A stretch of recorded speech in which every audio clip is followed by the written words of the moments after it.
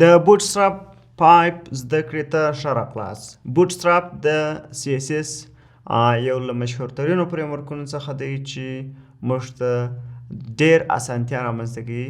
نو د همدې لپاره کاروو چې موږ ته بلټن کلاسونه راکوي چې د هغه په واسطه سره موږ کولی سو د CSS څخه مخنیوی وکړو. او د بوټسټراپ یوه ګټه دا ده چې موږ تاسو ته ریسپانسیونیس یا ریسپانسیو ډیزاینونه ډېر په اسانۍ سره جوړي. راځو دا چې بوټسټراپ چا جوړ کړی دی، د کوم هدف دپاره بوټسټراپ جوړ دی او ولې دونه مشهوره دی بوټسټراپ.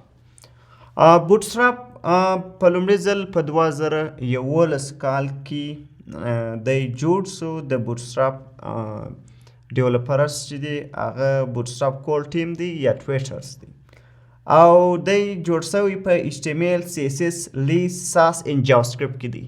دا چې په جوړ سوی په جاواسکرپټ کې دی په دې خاطر جوړ دی ځکه چې ځینې د بوټسټراپ کومې ځانګړتیاوې چې دي هغه اصلا په جاواسکرپټ سره سوي دي.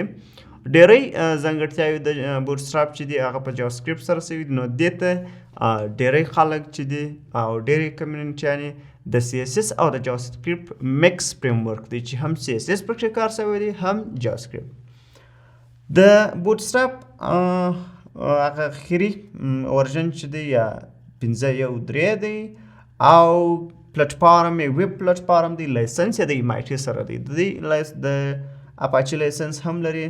نو دی اوپن سورس پری CSS فریم ورک دی او موبایل فرنٹ اینډ ویب د موبایل لپاره فرنٹ اینډ ډیولپمنټ لپاره ډېر کارول کیږي. د بوټسټراپ په څنګ کې موږ یو بل د CSS یو بل فریم ورک لرو چې ډېر مشهوره دی. نظر و بوټسټراپ ته دونه نه دی مشهوره، خو بیا هم ډېر بحث پرې کېږي، ډېر ډیولپران یې کاروي او ډېر کسټمایزیبل دی.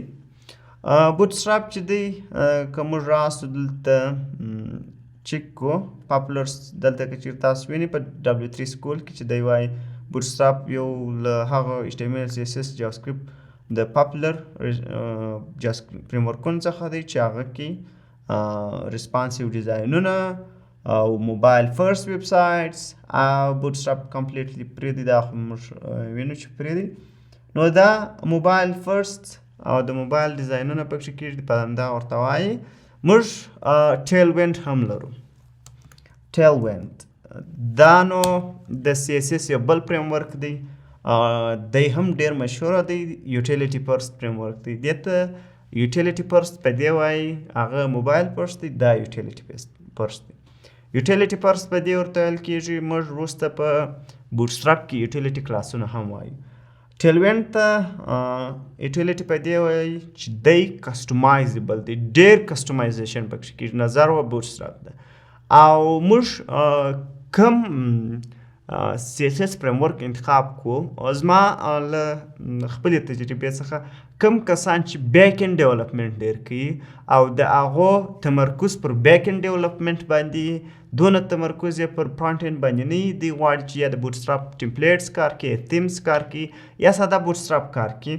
نو د دې لپاره دی زما له خوا څخه او زما د ریسرچ له دغه څخه دا یو ښه چایس دی چې دوی بوټسټراپ کار کوي.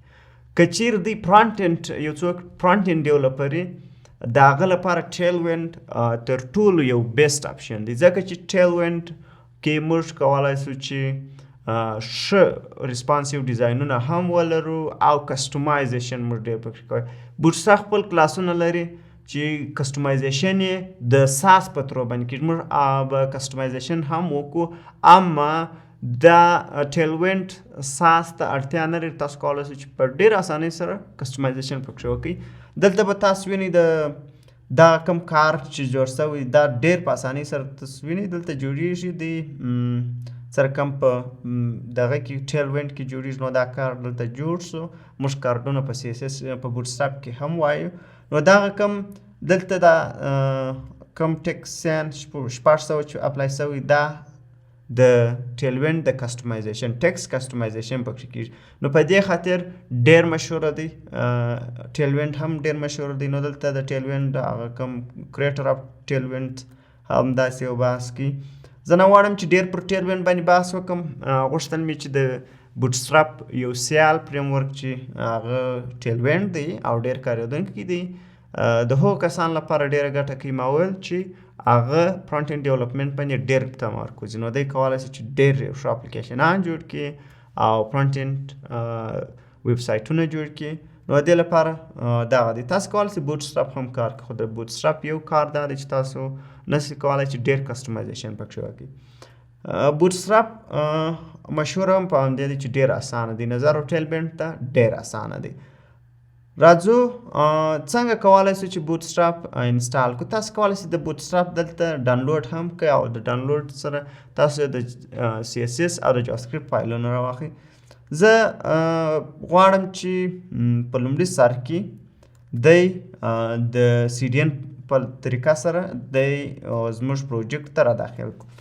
نو دلته به د CDN په طریقه سره بوټسټراپ ورته را داخل کړو، را به سو بیا به دا د جاواسکرپټ فایل بیا راوړو او د فایل د باډي پاخه. نو اوس دلته زموږ بوټسټراپ انسټال شو چې بوټسټراپ زموږ هغه سیټ اپ مو انسټال به نه وای ځکه چې موږ NPM نه کارو، نوټ پیکیج منیجر یا کمپوزر یا هم روبي ان رایلز لپاره چې موږ بوټسټراپ کارو هلته موږ د ډیپینډنسي منیجرونو څخه کار اخلو لکه پیکیج منیجران NPM یارن کمپوزر او جیمز ما فکر سره روبي ان رایلز کې کارول کیږي.